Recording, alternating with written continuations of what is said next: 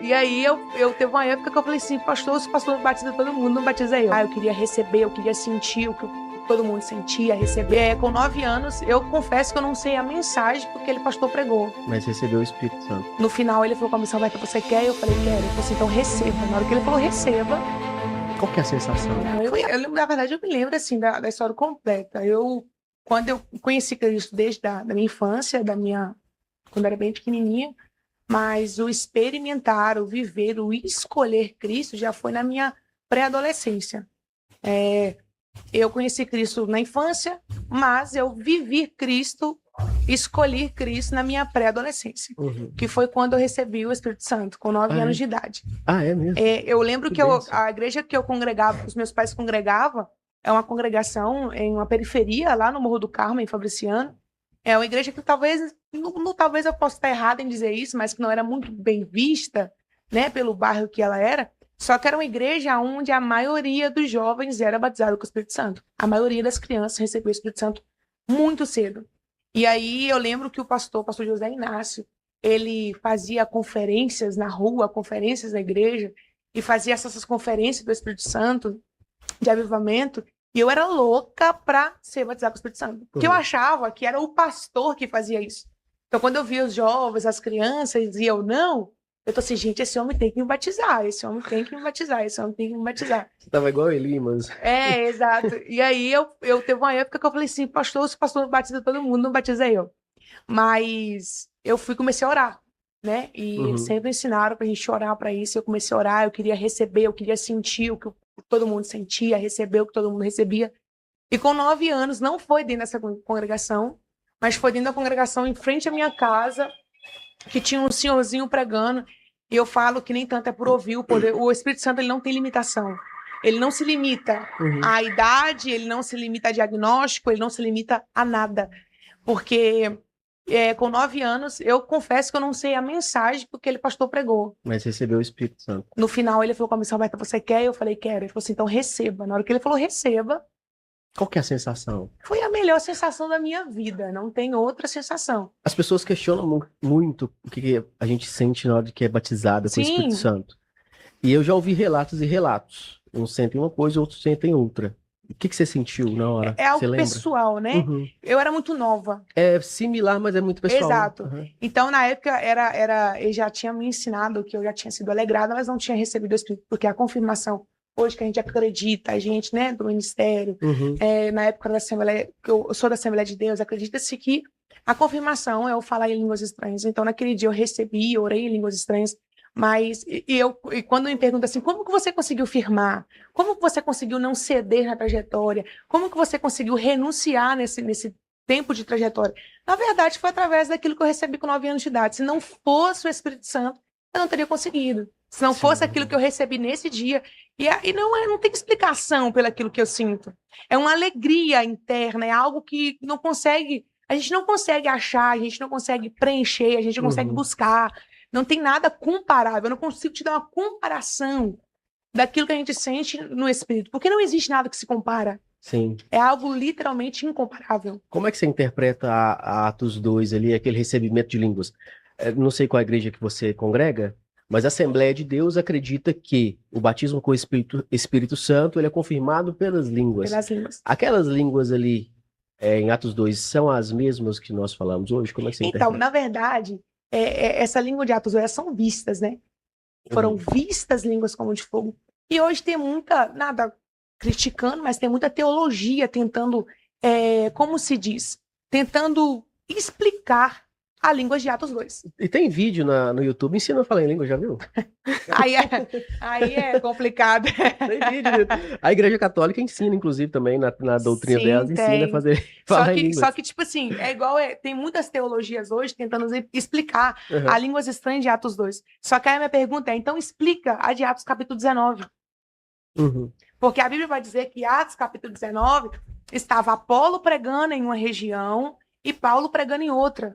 Só que quando Paulo desce para a região para pregar, ele pergunta à igreja de Éfeso, vocês receberam o Espírito Santo? E a igreja responde, a gente nem sequer ouviu falar, quem é esse? A gente não sabe quem é ele. E aí, A Bíblia diz que depois que eles confessam, não saber, eles conheciam o batismo de João, o batismo do arrependimento, Paulo só levantou as mãos e falou assim, então recebam o Espírito Santo. E todos foram cheios do Espírito Santo, todos receberam o Espírito Santo. Então, tipo assim, não tem uma teoria, não tem como ensinar, é dada por Deus. Sim, em Atos 2 veio do alto, então não foi Pedro, pastor da igreja, que ensinou, não foi Pedro que mandou eles orar, não foi Pedro que convocou em orar em línguas estranhas. A Bíblia diz que foram vistas línguas repartidas, foram vistas aquilo que eu consigo ver, aquilo que os meus olhos conseguem contemplar, e veio do alto, não veio do templo, não veio do homem, não veio... Então é algo que tentam explicar, mas não conseguem explicar. Entende? A primeira vez que eu falei línguas, eu, para ser sincero, não me recordo de receber uma sensação diferente. Eu já tinha sentido muitas coisas diferentes, mas nunca tinha falado em línguas. Sim. E aí o pessoal tava orando lá no púlpito lá, e aquele fogo caindo, e eu apenas ali orando, até que do nada eu senti saindo de dentro de mim. E de olho fechado eu senti também subindo. Eu não sei explicar. A sensação espiritual é um negócio muito, muito diferente. E aí eu falei em línguas. Aí nesse momento eu assustei. Eu abri o olho, olhei para um lado, olhei para o outro. Será que é eu mesmo?